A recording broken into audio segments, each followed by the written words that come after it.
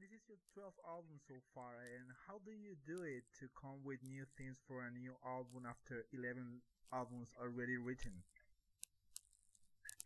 Yeah, I think our main trick is to not think too much about things and just try and let the writing be a natural extension of being who we are. In a sense, we listen to a lot of music. We're involved in music outside of the band, professionally and on a personal level, and we really enjoy what we're doing.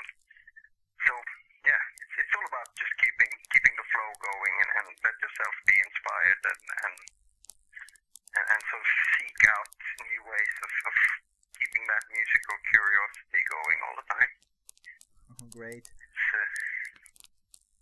So when you come home from a tour, it's maybe you're tired, but it's easy to misunderstand that tiredness. I think some people think that then they need to stay away from music for a long time, but I guess maybe it's just the bus and the traveling that you're tired from. Then it can be good to just lock yourself into the studio and work with some songwriting. Great. And well, the album is coming out next week through Nuclear Blast. Do you have hopes of big sales for this album, or a band like yours don't count on that on these days? Yeah, we don't really count on it. We have a realistic view on how the industry and everything is working for a band like us. We're already at a certain level that sort of ensures that we can do productions like we need to. We don't have to go on any compromise with the sort of the level of recording or professionality that we want and so on.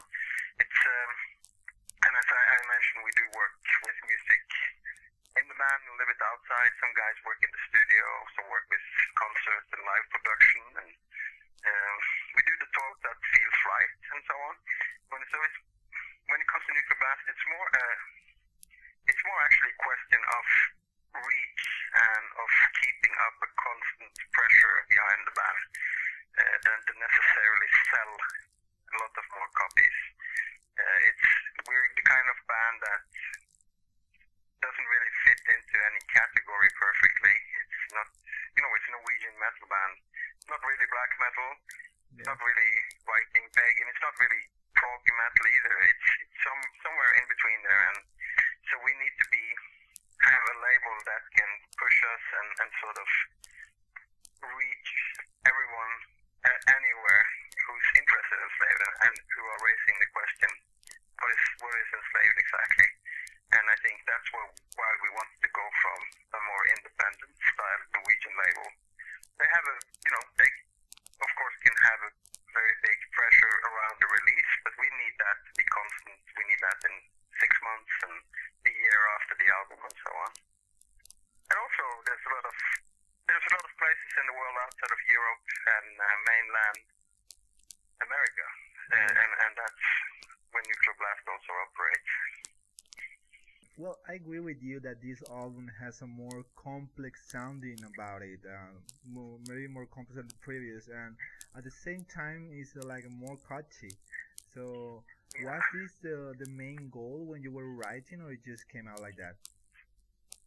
It kind of came out like that. There was a little bit of the goal in terms of song structure, and I guess the consequence of song structure is song length. There's been we're a band that now we've come almost full circle. We started out with very weak or almost non-present song structures at all, and then sort of worked our way into experimenting with both unorthodox and I guess more orthodox song structures. Around the time of Isa, I would say that the band were most close to what you could call mainstream song structures. But then again, I guess that was sort of, you could do that for a little bit and then it starts to dissonate with what is the core idea of Enslaved. Has a sort of, there's a sort of a demand in the music itself for a sort of freedom from too much preconceived structure.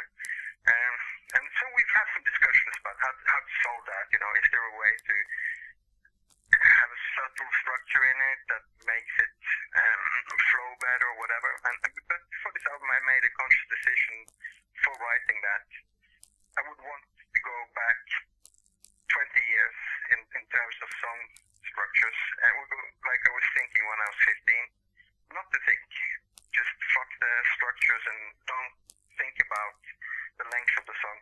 Just listen to the riffs and try and see how the riff itself wants to develop. Where does the song want to go?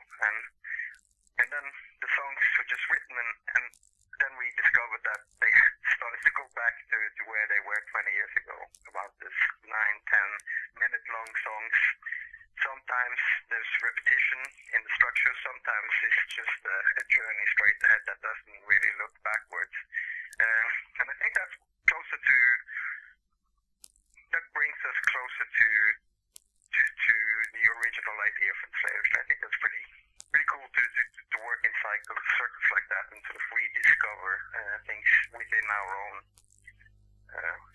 works. Cool. Great. Well, man, for sure your fans are really supporting your music, go to your shows, and are really with you. And what about the mass media? Would you like to get like the mass media recognition that other metal band has, or that's not your game?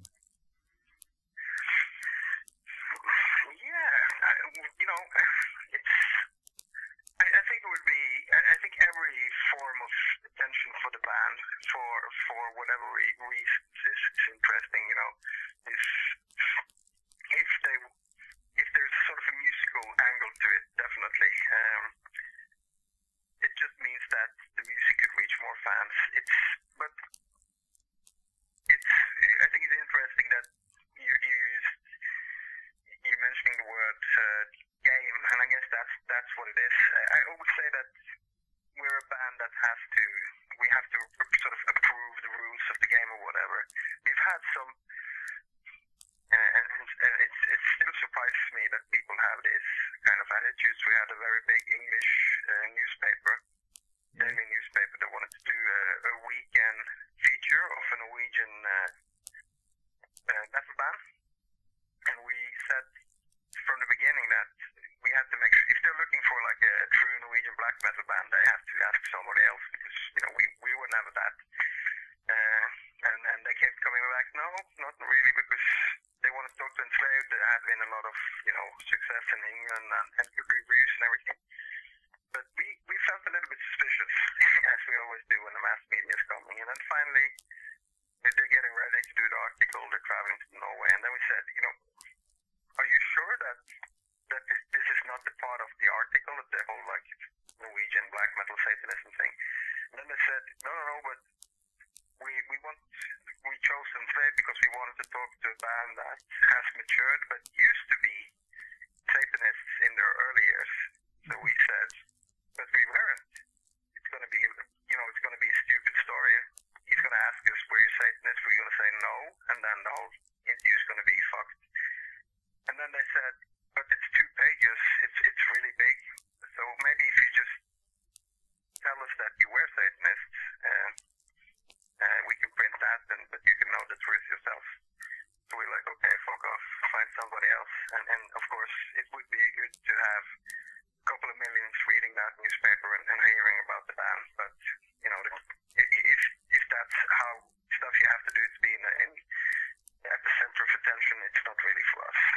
So it's better to wait. If it takes another 20 years to reach that level without having to do these stupid,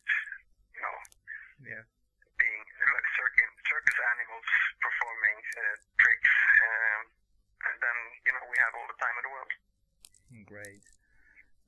Well, you already said that the music on Reacher is more catchy than the previous albums, but do you think that in any way the music that you create with Enslaved requires a more exquisite taste when it comes to metal? No, I don't know. I don't know what makes people sort of like Enslaved and not. I think the only evidence that I can sort of draw any conclusion from is the empirical ones, where I actually meet people and sort of get an impression of what kind of people are into it, and that turns out to be such a vast, different, selection of people that get into it. Maybe you would maybe think that it would be people that are, have a taste for prog rock from the 70s or the more like experimental edge of the metal bands. But it turns out it's quite appealing to people who are into the hard rock side of things also, coming from the Iron Maiden and AC/DC background. They find stuff that they like. They have, you meet two people during the day, and they're like, one likes the new album